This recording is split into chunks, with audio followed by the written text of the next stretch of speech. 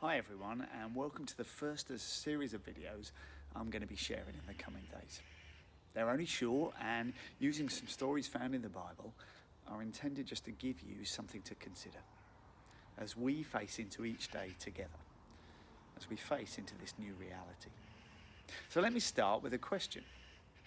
What does the phrase, "the other side," mean to you? When I was growing up, it was something that would have been said in reference to switching from BBC to ITV. These days, of course, there are hundreds of other sides. More recently, I recall the song that Hugh Jackman and Zac Efron sing together in the film The Greatest Showman, as they consider that they might come together in a business partnership. You're okay, I won't sing it to you now. But in Mark's account of Jesus and his followers found in the Bible, there's a story in chapter 4 that begins like this.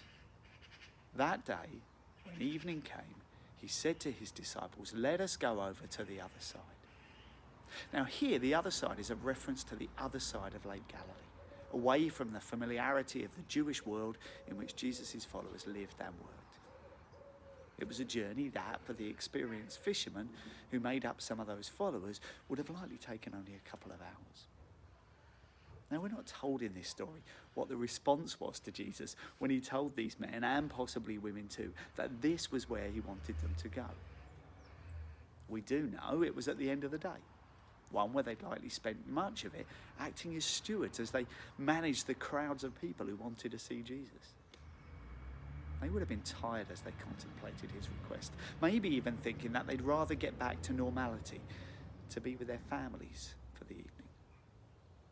There's little doubt, though, as we'll discover as we read on in the story in the coming days, that this was Jesus inviting them to head into the unknown, to go somewhere new, whether they wanted to go or not.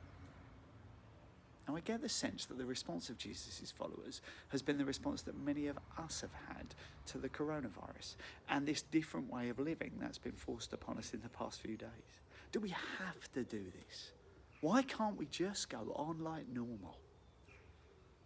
But we too have no choice about this journey into the unknown.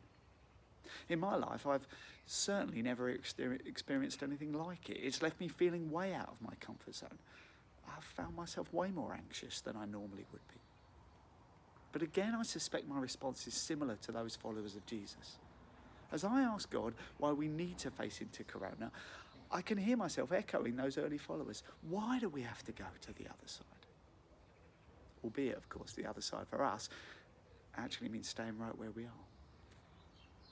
I can only pray that God's going to use this time to teach me, to teach us something about who he is and how we can trust him, knowing that he is all of the help we need, whatever is going on around us, and wherever we might have to go, even to the other side.